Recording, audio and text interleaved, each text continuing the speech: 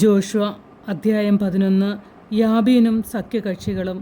Hazor രാജാവായ യാബീൻ ഇത് കേട്ടപ്പോൾ മാദോൻ രാജാവായ യോബാബിനും ഷിമ്രോണിലെയും അക്ഷാഫിലെയും രാജാക്കന്മാർക്കും വടക്ക് മലമ്പ്രദേശത്തും താഴ്വരയിൽ കിന്നരോത്തിന് സമീപം അരാബായിലും പടിഞ്ഞാറ് നഫ്തോറിലും ഉള്ള രാജാക്കന്മാർക്കും കിഴക്ക് പടിഞ്ഞാറ് കാനാന്യർക്കും മലമ്പ്രദേശത്തുള്ള അമോര്യർ, ഹിത്യർ, പെരിസ്യർ, ജബൂസ്യർ എന്നിവർക്കും മിസ്പാദേശത്ത് ഹെർമോൺ താഴ്വരയിൽ വസിച്ചിരുന്ന ഹിവ്യർക്കും ആളയച്ചു.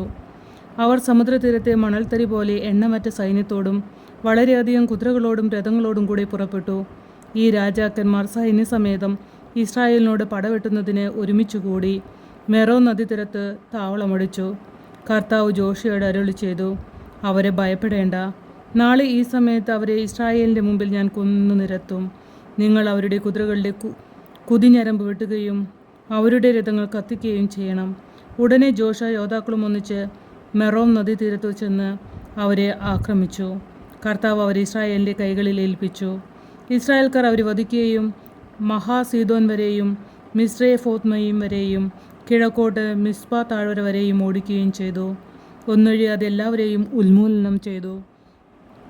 കർത്താവ് കൽപ്പിച്ചിരുന്നതുപോലെ ജോഷ അവരോട് പ്രവർത്തിച്ചു. കുതിരകളുടെ കുതിഞ്ഞരമ്പ് വെട്ടുകയും രഥങ്ങൾ അഗ്നിക്കിരയാക്കുകയും ചെയ്തു. ജോഷ തിരിച്ചു ചെന്ന് ഹാസോറിനെ കീഴടക്കി അവിടുത്തെ രാജാവിനെ വാളിനിരയാക്കി. ഹാസോർ പണ്ട് ആ രാജ്യങ്ങൾക്കിടയിൽ പ്രബല സ്ഥാനം വഹിച്ചിരുന്നു.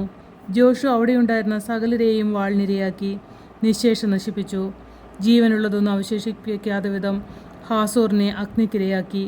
കർത്താവ് തൻ്റെ ദാസനായ മോശയോട് കൽപ്പിച്ചിരുന്നതുപോലെ ജോഷു ആ രാജാക്കന്മാരെയും അവരുടെ പട്ടണങ്ങളെയും ആക്രമിച്ച് വാളിനിരയാക്കി ഉന്മൂലനം ചെയ്തു. എന്നാൽ ഉയരത്തിൽ പണിത പട്ടണങ്ങളിൽ ജോഷു നശിപ്പിച്ച ഹാസോർ ഒഴികെ ഒന്നും ഇസ്രായേൽക്കാർ അഗ്നിക്കിരയാക്കിയില്ല. ഈ പട്ടണങ്ങളിൽ നിന്ന് കൊള്ളവസ്തുക്കളും കന്നുകാലികളും അവർ എടുത്തു. ആരും ജീവനോടെ അവശേഷിക്കാത്ത വിധം ഒന്നൊഴിയാതെ എല്ലാവരെയും അവർ വാളിനിരയാക്കി. കർത്താവ് തൻ്റെ ദാസനായ മോശയോട് കൽപ്പിച്ചതുപോലെ മോശയും ജോഷയോട് കൽപ്പിച്ചു. ജോഷുവ അപ്രകാരം പ്രവർത്തിക്കുകയും ചെയ്തു. കർത്താവ് മോശയോട് കൽപ്പിച്ചതൊന്നും ജോഷുവ ചെയ്യാതിരുന്നില്ല. ഇപ്രകാരം ജോഷുവ നാട് മുഴുവൻ, മലമ്പ്രദേശവും നെഗബ് മുഴുവൻ, ഗോഷൻ ദേശമൊക്കെയും, സമതലങ്ങളും അരാബായും ഇസ്രായേലിലെ മലമ്പ്രദേശവും അതിൻ്റെ താഴ്വരയും, സെയിർ വരെ ഉയർന്നു നിൽക്കുന്ന ഹാലാക് മലയും, ഹെർമോൺ മലയ്ക്ക് താഴെ ബാൽഗാദ് വരെ കിടക്കുന്ന ലബനോൻ താഴ്വരയും പിടിച്ചെടുത്തു. അവിടുത്തെ രാജാക്കന്മാരെയെല്ലാം അവൻ വധിച്ചു. ജോഷു വളരെ നാളായി ആ രാജാക്കന്മാരോട് യുദ്ധം ചെയ്തു. ഗിബയോൻ നിവാസികളായ ഹിവ്യർ ഒഴികെ ഇസ്രായേൽ ജനവുമായി വേറെ ആരും സമാധാന സന്ധി ഉണ്ടാക്കിയിരുന്നില്ല.